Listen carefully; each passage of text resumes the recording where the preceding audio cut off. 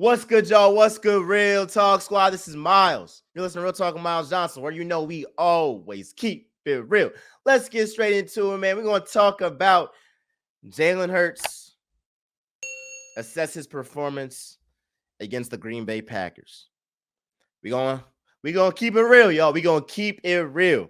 And it's a couple of stuff. We also going to touch on Saquon Barkley, and I got a message for the New York people and all that. But look, I was talking about Deshaun Watson a couple days ago. I'm going to talk about Justin Fields and all of them. But, I mean, it's a reason why I had this up here. It's a reason why I got Philly here. I'm a Philly guy, so I got to talk about the Philly quarterback right now, Jalen Hurts. All right. Let me say this about Jalen Hurts. Was his first game great? No. Was his first game very good? No. Was his first game good? I think it's between good and average. No, I got to keep it consistent. I have to keep it consistent when I talk about I have high expectations for Jalen Hurts. And obviously, if he doesn't meet those, I got to, grade it accordingly. But I would probably say it's a B minus, B type of game. If I say B, if I lean towards a B, it's because of what he did on that final drive to get us in scoring position and have that great first down. Also have two great plays to Devontae Smith. So I'm gonna say this with Hurts. I never have to question if Hurts will fold in clutch time. I never have to question that. Now, he might make some ill-advised throws early on in the game, maybe middle of the game. But when you need a drive, when you need a score, he will not fold. That's never happened. I mean, I have to go by evidence. I have to go by what I've seen with my own eyes watching Jalen Hurts play, and I have not seen him. I've actually seen him come back from double-digit deficits. Ask the Bills last year. Ask the Chiefs last year. I mean, ask situation after situation. I can keep on going. Jalen Hurts has proven that he's one of the most clutch quarterbacks in the league. I'm not taking anybody over him except Patrick Mahomes when you need a stop. I'm sorry, when you need a stop, when you need a drive to keep you alive. That kind of rhymed. But we're going to talk about what he should do. Jalen Hurts should take notes from Matthew Stafford. I mean, you saw what Matthew Stafford did. His whole team was injured. Puka, his offensive lineman. But you saw off rip, and I'll credit Sean McVay for this because clearly it was the game plan for Matthew Stafford to quickly go to his first option. And if his first option isn't available, then you got to just chuck the ball away. Yeah, you got to just get rid of it quick and not avoid sacks. So I'll give it that you have Matthew Stafford, who is an elite quarterback. You also have Sean McVay, who is an elite coach, and pair them up together. That is a pretty badass combo right there.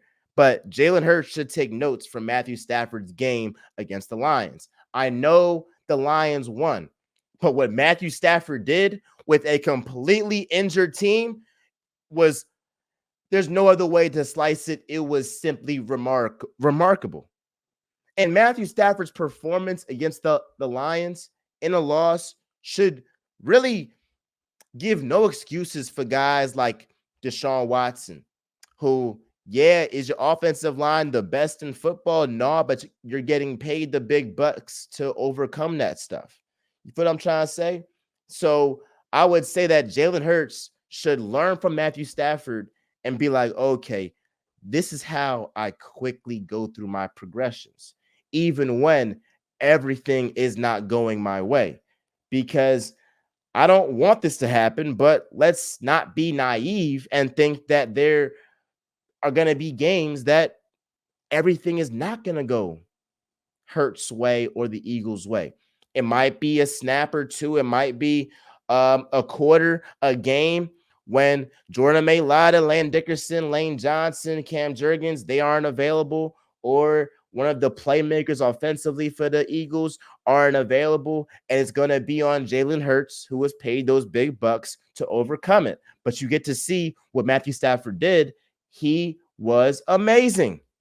Amazing.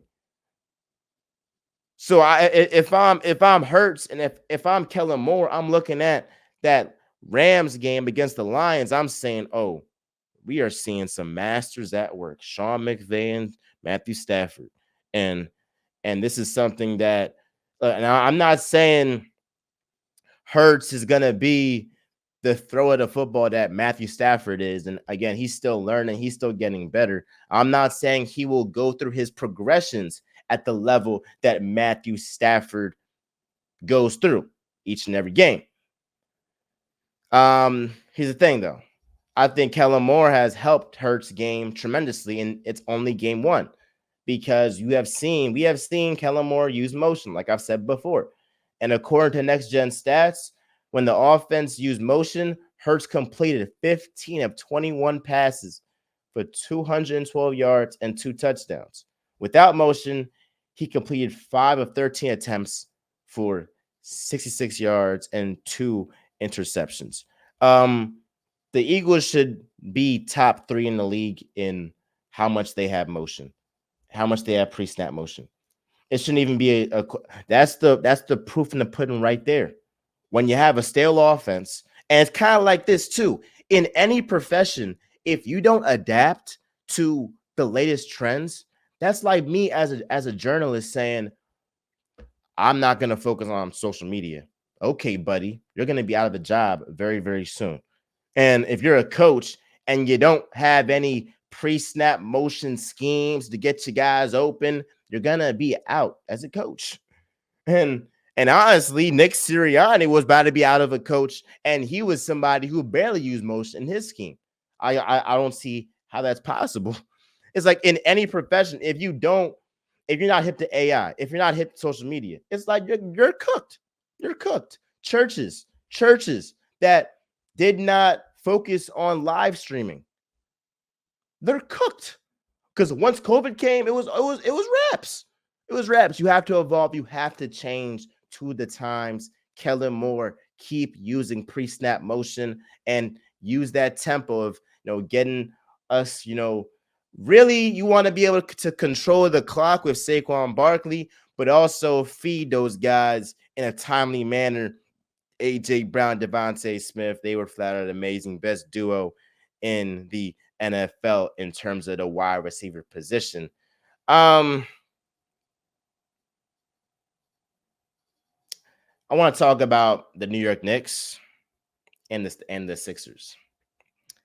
We're still talking about the Eagles, but everything connects. I remember that when the Knicks traded for Mikal Bridges, that made me hit rock bottom as a 76ers fan. It hurt because Mikal Bridges was drafted by Philly and then was traded on draft night. And obviously we see that was a tremendous mistake. But the Giants letting go of Saquon Barkley, that it was, you talk about mistakes. That is like the all-time Hall of Fame mistake. And honestly, if it came down to, us getting Saquon and we're kind of salty about the whole Mikal Bridges situation, I'll take it. Because if we want to relate, here's the thing, right? The Eagles acquiring Saquon from the Giants would be like, bro, it would be like the Sixers not paying Joel Embiid and then letting him walk for a bag of chips to the New York Knicks. That's what that is. It's the same thing. You let your best player by a mile go for a bag of chips. So I'm good now. I'm good now because, hey, look, y'all got Mikal Bridges. You think y'all got over, but you got a team in the Giants that are putrid, that are the worst team in football, maybe at best bottom 3. And they have a guy at their quarterback position who is flat out terrible, and he has more pick sixes than touchdowns since he signed for $100 $60 million. It's crazy, bro. It's crazy, bro. So y'all got it. Y'all got it. But y'all was laughing earlier this year, and now look where we are. Look where we are. Uh, unless you a Jets fan, then maybe you can get off the hook, but y'all still got blown out by the 49ers. So I don't know how good y'all gonna be for I'm not too high on y'all either. Back to Hurts. I'm not concerned about Jalen Hurts' turnovers because I know he'll clean that up. What I'm not concerned about what I'm about to say, but I'm keeping an eye on it.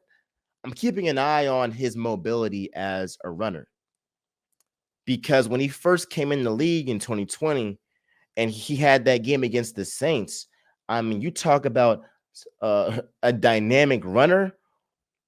It was Lamar. It was Hurts at that time. I mean, he was dynamic.